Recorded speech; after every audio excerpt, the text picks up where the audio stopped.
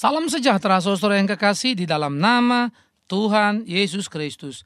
Kembali kita bertemu dan kali ini kita akan memikirkan satu topik yang baru lagi tentang 4 jenis pelayan. Wah, apa lagi nih? Nah, mari kita sikapi sama-sama apa yang dikatakan Alkitab supaya kita menelusuri dan mengenali tiap-tiap pelayan dengan tipikalnya. Sehingga dengan demikian kita bisa berhati-hati dalam kehidupan, tidak terjebak pada perangkap yang salah. Nah, mari kita lihat di dalam 2 Korintus pasal yang ke-10 ayat 12 sampai 17. 2 Korintus pasal 10, 12 sampai 17. Demikian firman Tuhan. Memang kami tidak berani menggolongkan diri kepada atau membandingkan diri dengan orang-orang tertentu yang memujikan diri sendiri. Mereka mengukur dirinya dengan ukuran mereka sendiri dan membandingkan dirinya dengan diri mereka sendiri. Alangkah bodohnya mereka. Sebaliknya kami tidak mau bermegah melampaui batas, melainkan tetap di dalam batas-batas daerah kerja yang dipatok Allah bagi kami, yang meluas sampai kepada kamu juga. Sebab dalam memberitakan Injil Kristus, kami telah sampai kepada kamu, sehingga kami tidak melewati batas daerah kerja kami, seolah-olah kami belum sampai kepada kamu. Kami tidak bermegah atas pekerjaan yang dilakukan orang lain di daerah kerja yang tidak dipatok untuk kami. Tetapi kami berharap bahwa apabila imanmu makin bertumbuh, kami akan mendapat penghormatan lebih besar lagi di antara kamu jika dibandingkan dengan daerah kerja yang dipatok untuk kami. Ya, kami hidup supaya kami dapat memberitakan Injil di daerah-daerah yang lebih jauh daripada daerah-daerah kamu, dan tidak bermegah atas hasil-hasil yang dicapai orang lain di daerah kerja yang dipatok untuk mereka. Tetapi barang siapa bermegah, hendaklah ia bermegah di dalam Tuhan. Sebab bukan orang yang memuji diri yang tahan uji, melainkan orang yang dipuji Tuhan. Saudara kekasih, tipe pertama adalah tipe orang yang melayani diri sendiri. Menarik sekali pada waktu Paulus memberikan satu gambaran tipe pelayan seperti ini. Maka Paulus mengatakan prinsip pertama adalah dia mengatakan apa? Kami memang tidak berani menggolongkan diri kepada atau membandingkan diri kepada orang-orang tertentu yang memujikan diri sendiri. Menarik saudara yang kekasih, bagaimana sebenarnya Paulus membela pelayanannya. Apa yang terjadi? Rupa-rupanya di Korintus, di mana Paulus melayani, ada juga orang-orang yang datang yang mengaku rasul, yang kemudian mereka juga melayani. Dan mereka sangat bangga dengan apa yang mereka kerjakan. Kalau kita menjelajah surat Korintus, pertama orang-orang itu bangga dan berkata, ini kami sudah melayani kemana-mana. Melayani kemana-mana seringkali menjadi kebanggaan diri. Oke, jadi artinya mereka tunjukkan surat-surat mereka. Ini loh surat-suratnya, ini loh undangan-undangan datang dari mana-mana. Sesudah undangan surat datang dari mana-mana, mereka juga berbicara sudah kemana-mana. Sesudah mereka bicara sudah kemana-mana, mereka juga sudah khotbah di mana-mana. Dan seterusnya lah begitu ya. Jadi artinya apa? Mereka memuji diri mereka dengan membandingkannya dengan diri mereka sendiri. Lalu mereka hanyut dalam kebanggaan kosong. Loh, membandingkan diri sendiri itu maksudnya apa, Pak? Maksudnya, pelayan yang melayani diri sendiri selalu membandingkan dirinya dengan dirinya. Artinya dia bangga dengan apa yang dilakukannya tanpa dia bisa melihat apa yang dilakukan orang lain. Iya. Dia bangga misalnya bisa khotbah di mana-mana. Padahal sebetulnya waktu dia khotbah di mana-mana pun orang sebetulnya tidak merasa terlalu diberkati oleh khotbah dia. Artinya apa lagi? Artinya sebetulnya kalau mau diperiksa secara jujur, khotbah dia hanya menyenangkan telinga banyak orang, tetapi tidak mengajarkan kebenaran secara utuh. Sehingga dia mungkin diterima di mana-mana, tetapi yang menerima dia adalah orang yang senang telinganya disenangkan. Orang-orang yang hidup berkompromi dengan dosa. Cocok. Karena Bapak ini datang, ya, dia hanya mau menggapai pengakuan untuk dirinya, sehingga dia tidak pernah berani secara murni memberitakan firman Tuhan, karena dia tahu pemberitaan yang murni selalu menyakitkan, tidak mengenakan, dan membuat orang lain menjadi telanjang. Akibatnya belum tentu orang mau kembali kalau tidak sungguh-sungguh mencintai Tuhan, bukan? Sehingga di dalam melayani diri adalah dia mau mencari bagaimana orang bisa mengikuti dia, menjadi pengikut dia. Sehingga segala sesuatu yang menjadi penting adalah diri dia. Paulus berkata, aku tidak mau membandingkan diriku dengan orang-orang seperti itu. Rupa-rupanya ada indikasi di Korintus banyak sekali orang-orang yang muncul yang fasih berbicara. Sementara Paulus adalah seorang yang kurang fasih berbicara. Sementara Paulus adalah orang yang dikatakannya, kalau aku berhadapan muka dengan kamu, aku itu agak grogi begitu ya. Itu bisa kita lihat di ayat yang sebelumnya. Ya. Bagaimana dikatakan kalau ngomong dia agak kagok, tetapi kemudian memang dia digambarkan sebagai seorang yang tidak terlalu lancar berbicara. Tetapi surat-surat Paulus menunjukkan satu warna yang luar biasa. Nah memang kalau mendengar khotbah Paulus dibandingkan dengan yang lain bisa-bisa kita kurang menarik begitu ya. Nah saya kasih contoh. Apolos adalah seorang pelayan Tuhan yang fasih lidah. Khotbahnya sangat menyenangkan. Dia bukan rasul, tetapi pengaruhnya selevel dengan rasul. Kalau tidak bisa saya katakan bahkan lebih hebat daripada rasul. Oke, jadi Apolos disejajarkan paling tidak dengan Paulus, dengan Kefas atau Petrus begitu ya. Tetapi yang menarik saudara, kita juga membaca misalnya bagaimana di kisah para rasul dikisahkan perjalanan pelayanan daripada Apolos. Karena ternyata Apolos yang fasih lidah ini banyak sekali isi khotbahnya yang salah. Sehingga kemudian dia pernah dikoreksi oleh Priscilla dan Aquila yang merupakan murid daripada Paulus. Hasil buah pelayanan Paulus. Priscilla Aquila kemudian mengkoreksi Apolos. Yang menarik, Apolos cukup rendah hati. Sekalipun dia pembicara terkenal, karena fasih lidah, pinter ngomong, daya tariknya bagus, tapi isinya payah. Oke? Yang menjadi menarik adalah dia dikoreksi rela. Dia mau. Saya tidak bisa membayangkan di masa kini. Karena sebetulnya banyak juga orang-orang seperti Apolos yang punya kemampuan bicara, fasih lidahnya luar biasa.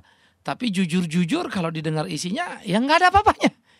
Malah makin banyak bicara, makin banyak sebetulnya kekacauan yang dikumandangkannya. Oke? Tapi dia punya karisma tersendiri. Nah, yang menarik yang saya bilang sulit membayangkan adalah kalau orang gitu dikoreksi, dikasih tahu mana yang benar, wow, susah sekali menerimanya. Karena keterkenalan sama dengan berarti dia benar. Ini yang repot. Apalagi kalau kemudian dipukul ratakan lalu bilang, wah mana mungkin dia didengar banyak orang kalau Tuhan tidak menyertai. Lalu lupa, terlalu banyak antikris punya pengikut juga banyak kan begitu ya. Banyak tokoh-tokoh agama lain bahkan dukun yang diikuti oleh banyak orang. Banyak tidak selalu sama dengan itu diberkati Tuhan. Ironis ya. Jadi kadang-kadang penilaian-penilaian sistem katakanlah pemilu begitu suara banyak jadi benar itu dibawa ke gereja ya jadi ngawur ndak karu-karuan saudaraku. Karena itulah harusnya kita memikirkan itu dengan baik-baik. Nah kembali kepada pemikiran tadi, maka orang-orang ini melayani diri sendiri, membanggakan dirinya sebagai yang hebat. Kelihatannya mereka punya daya tarik, maka umat yang di Korintus senang ngikutin. Dan Paulus mengingatkan mereka. Tapi Paulus berkata, aku tidak mau membandingkan diriku dengan mereka. Bagi Paulus terlalu rendah. Untuk apa membandingkan diri dengan mereka? Tapi Paulus berharap supaya umat itu bisa mengenali. Karena Paulus juga mengingatkan bahwa iblis itu bisa seperti malaikat terang. Jadi kepalsuan memang selalu dibungkus dengan bungkus yang bagus supaya menarik. Tinggal yang diperlukan kepekaan dan keahlian. Orang ahli jam tidak bisa ditipu dengan jam yang palsu. Orang ahli makanan tidak bisa ditipu dengan rasa imitasi. Dia akan tahu semuanya. Maka saudara yang ngerti Alkitab pasti tidak bisa ditipu dalam pengajaran Alkitab. Kalau saudara ngerti. Kalau nggak ngerti, sudah ketipu pun kita bangga. Kita pikir kita sudah dapat yang benar. Padahal orang ini hanya melayani dirinya. Mau menyatakan pendapat dirinya. Mau membual tentang dirinya untuk menarik orang menjadi pengikut dirinya. Dia pakai nama Tuhan hanyalah jadi merek, barang dagang. Tetapi sejatinya bukan dia mau bawa orang pada Tuhan. Dia mau bawa orang kepada dirinya. Dia sedang melayani dirinya. Nah karena itulah Paulus berkata, mereka mengukur dirinya dengan ukuran mereka sendiri dan membandingkan dirinya dengan diri mereka sendiri. Alangkah bodohnya mereka. Maksud Paulus apa? Iya, mereka merasa bangga dengan apa yang mereka lakukan. Oh saya sudah begini. Tapi mereka tidak mengukur dengan apa yang Yesus Kristus lakukan. Kan kalau kita melayani malu kalau kita ngeliat Tuhan ya. Kalau kita bilang saya ini adalah hamba Tuhan yang suci.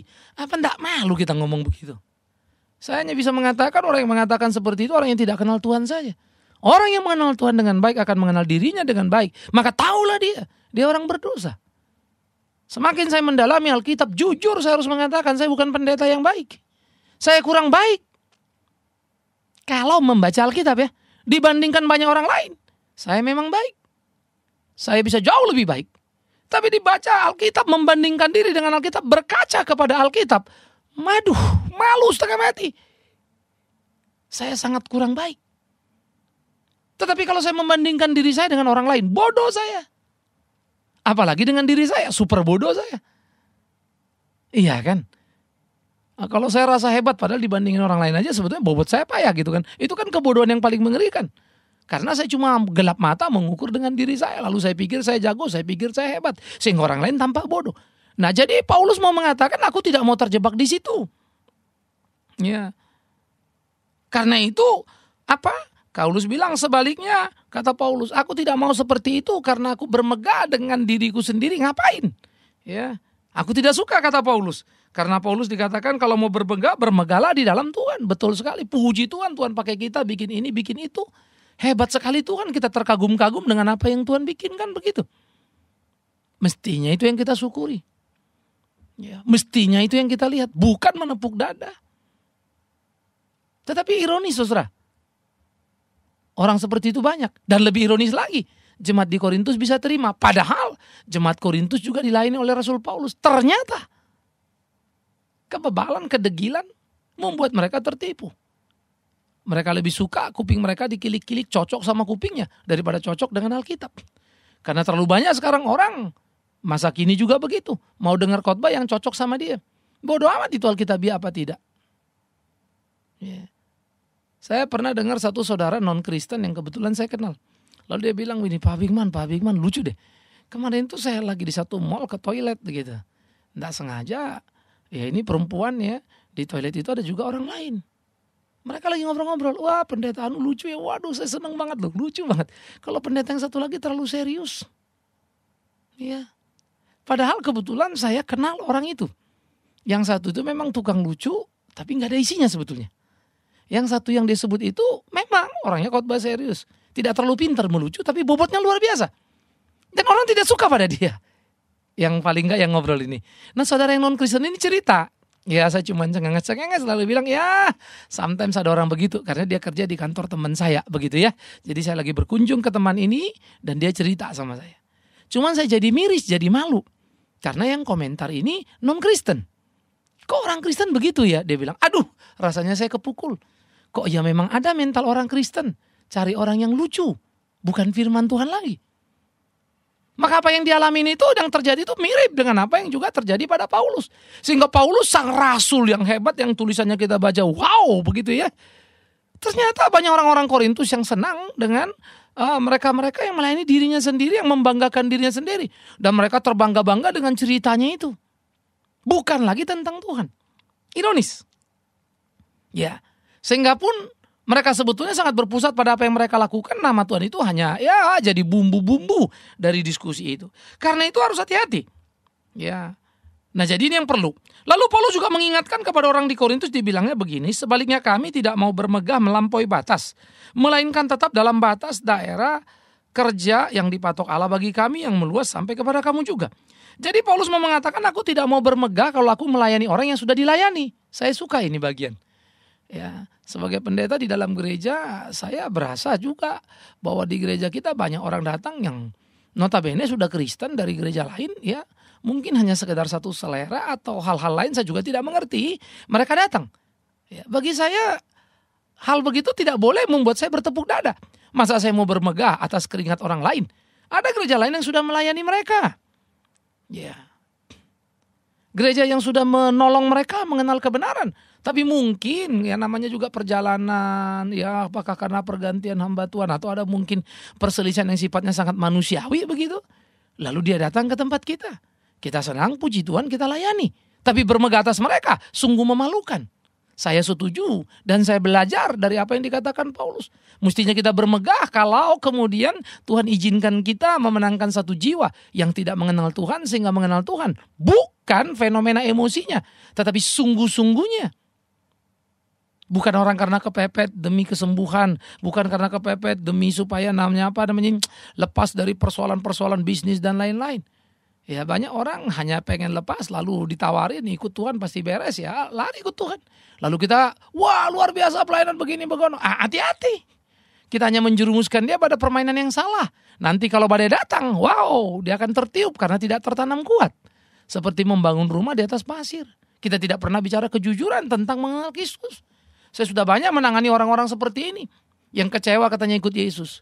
Ternyata sesudah saya omong-omong, ya dia salah ngerti Yesus. Tapi memang Yesus itu yang seperti itulah yang diceritakan oleh orang tertentu kepada dia. Saya bilang tidak seperti itu, saya mesti luruskan. Nah ini kalau sudah diobral kekristenan jadi repot. Hanya atas nama supaya dia terima Tuhan. Loh emang sehebat apa kita bisa membuat orang terima Tuhan? Orang kan terima Tuhan ya karena Tuhan panggil dia, kan begitu. Bukan karena kita hebat. Jadi kita kadang-kadang ambivalen juga ya, aneh. Satu pihak kita bilang semua karena Tuhan, tapi lain pihak kita juga yang gagah-gagahan, kan begitu. Nah jadi kita mesti melihat bagaimana Paulus berkata itu. Apa yang mau dikatakan Paulus justru menyindir orang-orang itu yang selalu berbangga diri, menyebut diri luar biasa, tetapi memasuki wilayah orang lain. Tidak mengerjakan itu dari awal. Ya. Nah maka saya pikir ini perlu untuk kita pikirkan. Nah jadi kalau seperti kita sekarang ini di mana orang sudah rata-rata beragama begitu kan. Jadi dari gereja A pindah ke gereja B itu nah jangan bermegah dong, jangan sombong ya. Kalau banyak kemudian itu pindah dari gereja lain ya jangan ribut lah kita. Ya kita layani baik-baik sebagai tubuh Kristus. Tapi ingat ya mereka tidak sedang kita menangkan. Mereka bergabung dengan kita, belajar sama-sama, puji Tuhan. Tapi tidak membuat kita menjadi unggul luar biasa. Ya, biarkan mereka tumbuh situ. Tapi jangan menepuk dada. Bisa mengumpulkan banyak orang. Padahal nyatanya itu bukan daerah kita. Artinya bukan yang awal kita layani. Lalu kita bermegah atas itu. Nah, itu namanya sebuah kejahatan bukan? Jadi harus hati-hati. Ya, harus hati-hati. Nah jadi di sini kita melihat bagaimana Paulus dalam kejujuran itu sangat luar biasa. Jadi yang pertama Paulus tidak mau membandingkan dirinya dengan orang yang membanggakan dirinya sendiri. Yang kedua Paulus juga tidak mau bermegah di teritori yang tidak dibangunnya. Nah tetapi mereka yang melayani diri sendiri selalu bangga dengan itu. Jadi mereka akan bangga dengan teritori yang mereka garap yang padahal mereka cuma datang di situ. Sebetulnya mereka tidak pernah menabur, juga tidak menuai. Hasil yang sudah jadi mereka ambil. Tapi mereka menepuk dada. Mereka bermegah. Ingat, kalau kita mengalami hal itu, ya sudah kita hanya bagian pelengkap. Seperti yang saya bilang, saya seringkali dalam pelayanan jadi pelengkap. Sejatinya orang ini sudah terima Yesus, sudah bertobat, sedang bertumbuh cuman mengalami kebingungan. Lalu ketemu kita, berbakti tempat kita. Ya, itu hanya Tuhan titip, kita layani. Tapi tidak boleh bermegah untuk itu. Ya, ada orang lain yang Tuhan sudah pakai untuk menabur sekaligus menuai. Ya, jadi itu harus hati-hati. Jadi itulah tidak melayani diri, jadi tidak bangga pada apa yang dikerjakan orang begitu ya. Sehingga apa yang dikatakan oleh Paulus ini menjadi sangat menarik. Ini menjadi prinsip yang penting bagaimana dia bisa menjalankan tugas-tugasnya. Ya, maka dia yang ketiga Paulus mengatakan kalaupun orang mau bermegah, bermegahlah di dalam Tuhan. Bukan karena pengalaman dirinya, bukan karena apa yang dikerjakannya. Menyebut diri paling suci dari orang lain bagi saya itu sesuatu yang menggelikan. Sekaligus menggelisahkan. Ya. Itu kecenderungan arogansi di dalam dalam keimanan yang bisa membuat orang jadi besar kepala. Jadi bisa nanti jadi kasus Taman Eden, jadi kayak sama dengan Tuhan. Ya. Harus hati-hati itu.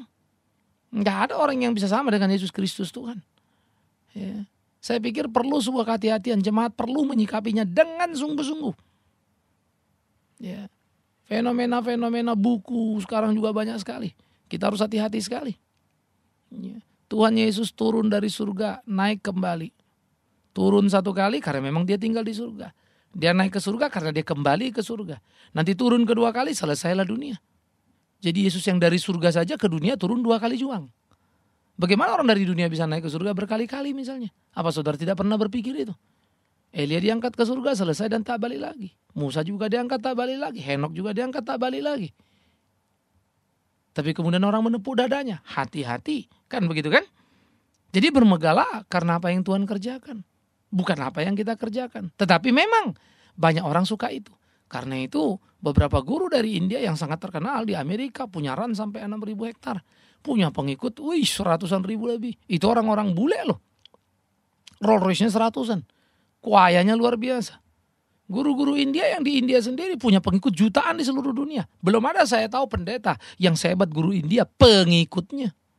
Jadi kan kalau orang Kristen menyombongkan diri begitu, ya kan kita diketawain sama orang lainnya. Lalu kalau bilang itulah berkat Tuhan, inilah cara Tuhan yang hebat luar biasa. Ya kita diketawain sama orang lain. Yang ternyata punya pengaruh kuantitas ya, secara luar biasa. Nah mestinya orang Kristen bergumul dalam kualitas kebenaran itu. Bukan kuantitasnya. Ya, biarlah dari kualitas kita bergerak pada kuantitas. Kita tidak boleh anti pada kuantitas kalau itu Tuhan berikan. Tapi kita sendiri terpanggil untuk menggarap kualitas itu. Oleh karena itulah saudara dikatakan oleh Paulus dan diingatkan, jangan kita melayani diri sendiri. Sebab bukan orang yang memuji diri yang tahan uji, melainkan orang yang dipuji Tuhan. Jadi biarlah Tuhan memuji kita, bukan kita memuji diri kita. Menganggap diri kita paling hebat, paling luar biasa. Kita mesti mau belajar. Kalau Tuhan yang memuji, kita akan tahan uji. Maka ujian akan datang untuk menguji kesejatian. Waktu itu akan tiba. Jadi kudu hati-hati. Nah kalau saudara sebagai jemaat, juga kalau bergereja jangan hanya mau melayani diri. Jadi semua-semuanya mesti cocok dengan selera diri. Nggak baik juga. Pendetanya kurang gini, pendetanya kurang gitu. Lalu kau sendiri lebih apa kan begitu. Sepertinya kau sudah sempurna, hebat kali, luar biasa kali. Sehingga pendeta itu najis semuanya kan begitu toh. Di dalam plus minus bagian-bagian itu mestinya mampu analisa dong. Ya. Kamu sendiri seperti apa? Nah kita mesti belajar mengukur diri kita dengan Alkitab gitu loh. Ya, pendetanya mau ngomong gini, mestinya gak boleh ngomong gitu. Padahal yang diomongin pendeta itu betul. Tapi mungkin kamu merasa memukul kamu. Sehingga kamu kemudian mulai merasa marah. Ya, saudara kalau ngeliat Paulus ngomong, aku dicambuk berkali-kali, diubar seperti penyamun. Namun aku tetap setia melayani Tuhan. Langsung ada yang bilang, sombong gitu aja diomongin. Kan begitu kan? Yang bilang sombong begitu diomongin karena dia gak pernah ngalamin apa-apa. Dia malu sebetulnya pada dirinya. Ya, sehingga dia protes seperti itu. Tapi yang ngerti pergumulan itu, yang ngalamin bilang, wow luar biasa. Ini hamba Tuhan luar biasa. Saya pernah mengalami satu persoalan, sudah rasanya mau kolaps habis-habisan. Tapi dia berkali-kali begitu hebatnya. Dia nangis loh. Kebenaran yang dikumandangkan Paulus dia nikmati. Tapi yang lain memandang itu sebagai kesombongan. Karena dia hanya melayani dirinya. Kebetulan dia tidak pernah mengalami, jadi dia keki. Dia hanya mau orang membicarakan apa yang dia tahu, yang dia kuasai, yang dia alami. Nah, itulah melayani diri. Sehingga tidak bisa menikmati kebenaran itu dengan utuh. Jadi saudara, kita mesti belajar untuk menjadi pelayan yang melayani Tuhan, bukan melayani diri kita sendiri. Entah kita pengkhotbah, entah kita sebagai jemaat. Mari kita belajar terus memeriksa diri kita. Jangan terlalu sombong merasa yang lain itu sudah tidak ada apa-apanya. Cuma kita yang paling hebat di kolong langit ini. Sehingga kita mulai menyesat-nyesatkan orang lain. Aku yang paling suci, aku yang paling hebat, aku yang paling luar biasa dan seterusnya. Tetapi jemaat juga harus belajar untuk mengenali dengan tegas. Supaya Anda tidak juga membantu kesalahan yang ada. Karena kekritisan sikap jemaat mengamati, mencermati. Menjadi rem yang diperlukan untuk mencegah meluasnya kekacauan, kepalsuan dan kesesatan dalam kehidupan ini. Nah selamat melayani Tuhan. Bukan melayani diri. Entah Anda pelayan. Dalam pengertian pengkhotbah atau jemaat.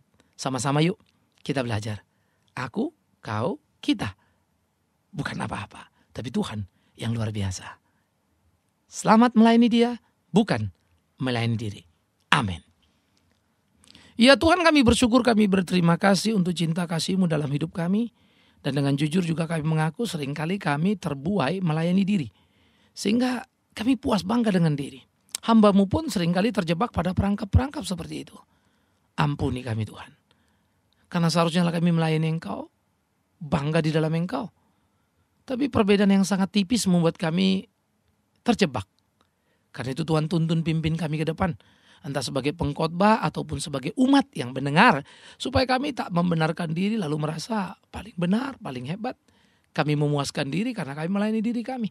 Tapi ajar kami mau melayani Engkau, melakukan apa yang Engkau mau. Ya Tuhan kami, tolong kami di dalam cinta kasih-Mu. Demi Yesus Kristus Tuhan yang hidup, kami ucap syukur, berdoa, dan kami terus memohon pimpinan Tuhan dalam sepanjang hidup ini. Terpujilah nama Tuhan kekal selama-lamanya. Dalam nama Yesus. Amin.